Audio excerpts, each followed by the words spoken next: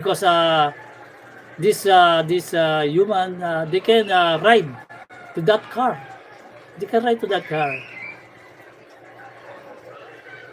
They can ride to that car. Kaya sa mga napapadaan sa ating live na I hope na nag-enjoy po kayo. At the same time,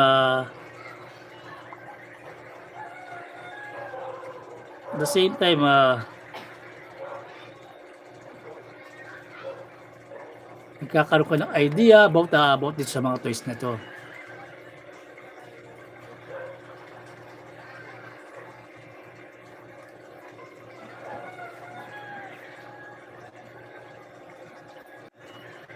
Yeah, okay.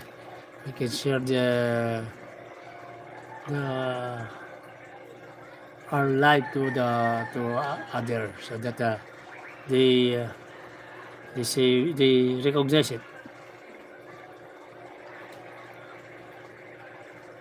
So I hope sa mga napapadaan sa ating live, salamat sa 10 people who was watching. The same time, makikita nyo po yung ating mga, let's say, ang ating mga aquatic life out there. Yan natin para medyo yan, makita nyo po yung mas let's say na centered part of our show. Hello to Eddie 123. Is this official or not? This is not that official. It's oversized, let's say, KO of the last night with a little bit of modification and custom painted, and modification in terms of transformation.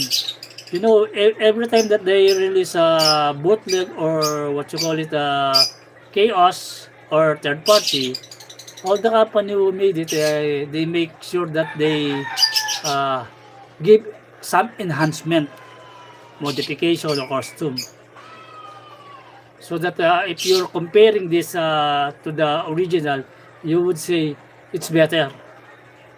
It's better in a way because it have a costume, maybe in the paint, modification, maybe in the transformation. They go with much better. But they said about the plastic quality, nothing beats the original, they say. That's true. But sometimes KO also have a very nice plastic, especially sometimes they have a die cast.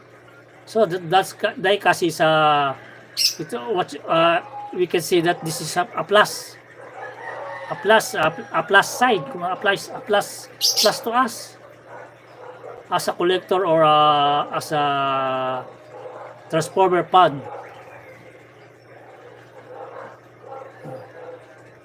When you have a die-cast parts of your toys, it means there's a toughness, there's a stability with it.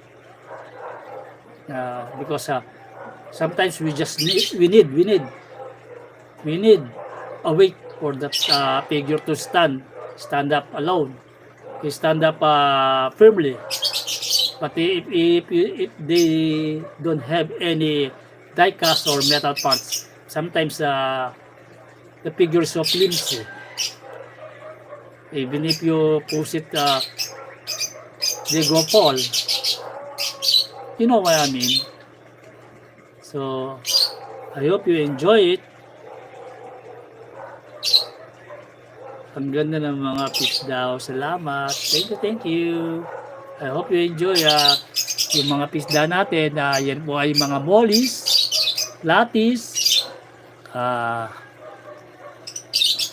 danyos, gapis. Yan po yung mga fish daw natin. Kaya hope na enjoy po kayo nanonood. So at least kumbaga umaandar na po yung ating metro. Umaandar na po yung ating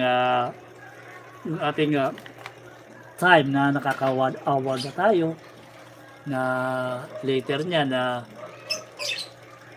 marami na po ang makakapanood at makikita po nila yan.